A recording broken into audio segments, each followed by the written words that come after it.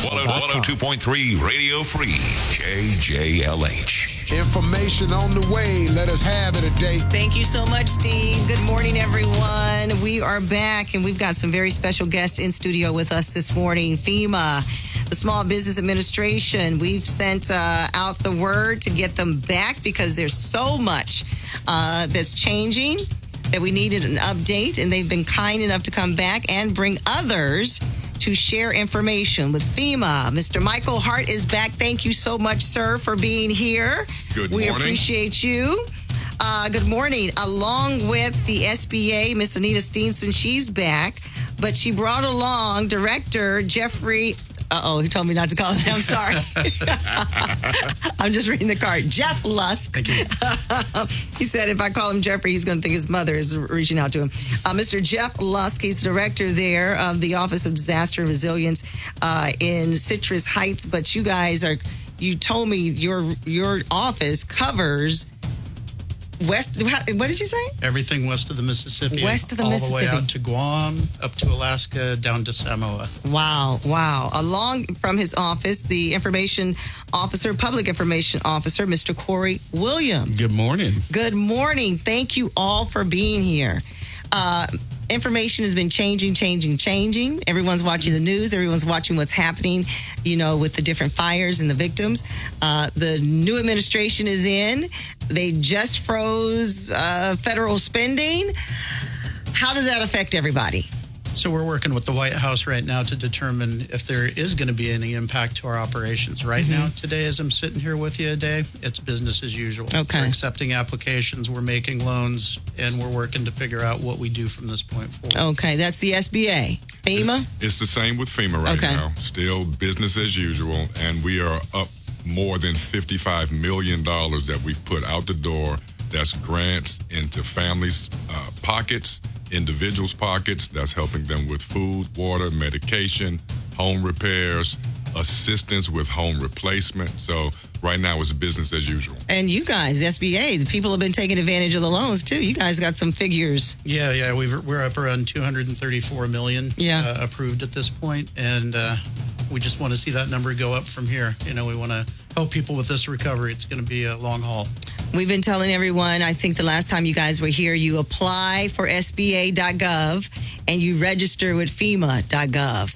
And that deadline... Not registration with FEMA.gov, disaster assistance. Oh, disaster assistance. But you can't find it at FEMA.gov, though, yes. No? Yeah, you still find us there, but get directly to it, disaster.assistance.gov. Disaster assistance. Disasterassistance.gov. Disasterassistance.gov. But we can go to FEMA.gov, no? Yes. No, to register, disasterassistance.gov. Okay, very good. All right, now look, everybody, things are changing, as we said, as far as information, right? The deadline is still? March 10th. March 10th for both. March 10th. That is the deadline. A lot of people are wondering, hey, I don't know if I need it. I may need it. I may not need it. You still need to get registered. Absolutely. A lot of people like FEMA because it's the money that's available. It's not, you don't have to pay it back. It's a grant. The FEMA funds are grants. Right. You do not have to pay that money back at all. Okay. Now, a lot of people are asking me the maximum on those. What is the max that FEMA is giving out? So it's two different grant programs. One is for other needs assistance, and the other is for housing. And the maximum amount for both right now is $43,600. For each of them? Each. That's the max. That doesn't mean you're going to get that much. That's the max. Exactly. And it depends on each individual's situation, each household's situation. And once they register, our experts will walk them through that whole process, talk them through what their needs are, what their losses have been, and then that will help determine what they're eligible to receive. Okay. Now, I know everybody's want the grant, right? But sometimes the grant that's not going to be enough. It's not going to be enough, especially when you're thinking about trying to rebuild and the recovery process. And a lot of people are like, look, I'm already out of money. I'm spent. I'm done. But there are options with the Small Business Administration that are available. Please share with us some of those. Sure. So we have up to $500,000 available for physical damage to homeowners. We extend that and provide another $100,000 for personal property and automobiles. For businesses, we can go up to $2 million for businesses for a combination of physical damage and personal property and business losses. And, you know, we're an agency of the federal government, so our rates can't be beat, right? So you're looking at 2.563% up to 30 years on those loans for homeowners and renters. And renters are also eligible. That $100,000 for personal property or the uninsured loss on automobiles, that's available to renters as well. Yeah, that interest rate, that you're not going to... Better than the one I've got. I don't think we'll ever see that again. Well, not only that, then it's also no payments for a whole year. Oh, good. So, I mean, and on top of that low interest, I mean, to make sure that we're working with our borrowers and meeting them where they are, that's the most important thing that we want to emphasize in this process. You know, nobody wants to hear loans, but we are the primary source of long-term recovery for those that were impacted. The registration process and the application process, FEMA. Tell me a little bit about that process. How's it going? Are people figuring it out pretty good, getting it done? Right, but the work still continues. Yeah. In addition to the funds that I mentioned earlier, we're up now to over 115,000 registrations. And that number continues to grow. The money, that number continues to grow even as we speak. But before they register for FEMA and SBA, they need to contact their insurance company. So it's insurance company first, then FEMA and SBA pretty much together. And if they don't have insurance, because California, we unfortunately have insurance companies fleeing our state. That's the crazy part. A lot of people didn't even realize. I saw somewhere, I think the figure was even in the Palisades or somewhere, like 1,500 people did not have insurance. Yeah. And one of the ways people use our loans is to cover uninsured loss. I mean, even if you have insurance, the cost of construction, the cost of replacement of your stuff, that's gone up so much with inflation and everything else that even if somebody has that insurance, they still may need us or FEMA to step in and cover that loss. And, wow. Yeah, and SBA, if you register with us and you're going through the loan process, we can disperse money without waiting even for you to settle with your insurance company. We can move out ahead of that. Okay, very good. Yeah. Then also, I like to... With FEMA, this is FEMA talking here next. I know they're hearing these voices. I'd like to let everybody know that we have a new disaster recovery center that opened just yesterday. Oh, very good. In Altadena. And the address is 540 West Woodbury Road. 540 West Woodbury Road. So that makes 3 total that we have open right now. Okay. The other one is at the UCLA Research Park West, and that one is at 1850 Pico Boulevard. It's right at the intersection of Pico and Westwood. And then we still have the one open on the City College. Okay, Pasadena City College, yeah. Pasadena City College. That's at 3035 East Foothill. Now, the one on East Foothill is going to be open through this Friday. Okay. And then that one will close down, and then you'll still have the one over at the UCLA property and the one that just opened yesterday on Woodbury. Now, FEMA is in there. SBA is in there as well? SBA, Yeah. Customer Service Representatives are there. So it's almost like a one-stop shop, essentially. So, I mean, you have state reps, county reps. Yeah. So it's a litany of services that are available. And that's why, while these services are here, it's so important to take advantage, you know, whether you're a business owner, homeowner, renter, or nonprofit. And I know Jeff wanted to mention about the business recovery centers also that we have. Yeah, we've got several business recovery centers around the Southland. Make sure to get this information to you guys and read it right. We're at the Women's Business Center at the back of the building on Yolanda Avenue. So it's 18700 Sherman Way, Suite 107.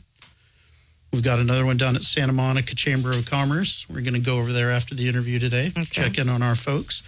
That one's at 2525 Main Street down in Santa Monica, Suite 103. And we've got signs out, so people can be directed. Yeah, they'll find us. Find us. We've got another one at the West Hollywood Chamber of Commerce over on Santa Monica Boulevard. That's 8272 Santa Monica Boulevard. And then fortunately or unfortunately, we had a center still open servicing the mountain fire up in Ventura County when these fires happened. So we've just kept that center open for people that may have located north. And that's at 4001 Mission Oaks Boulevard in Camarillo. Okay, we're going to try to get all these down so we can put it on our website so you can be able to get this, put it on our social media. You can have these as well. Okay, so we know the process of applying for FEMA. FEMA has been very good at letting you know what you qualify for, right? Once you get registered with them, they will shoot you a text or email, however you want to get your information. They're like, hey, you qualify for this, you qualify for this. And one thing I think, Michael, what you shared with us is that if you get that initial denial letter, go ahead and read it.